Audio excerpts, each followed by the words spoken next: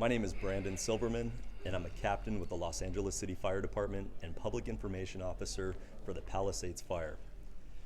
In the aftermath of this devastating fire, the City of Los Angeles has established a Family Assistance Center to assist families affected by the Palisades Fire seeking assistance and information about their loved ones that they cannot locate.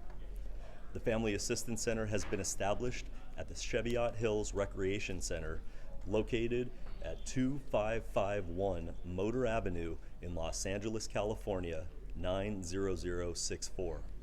The hours of operation are Friday, January 10th from 10 a.m. to 6 p.m.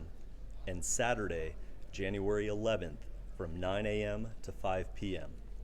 The Los Angeles Police Department will be present taking missing persons reports. The Mayor's Crisis Response Team, American Red Cross, LA County Medical Examiner's Office, and the LA County Department of Mental Health will provide information and support. Again, this Family Assistance Center is only for those individuals who are missing relatives, family members from the Palisades Fire. Other support services will be provided later on at a local assistance center. For more information, please call 1-800-675-5799 or visit the link provided in the video description, which is www.redcross.org. Be safe.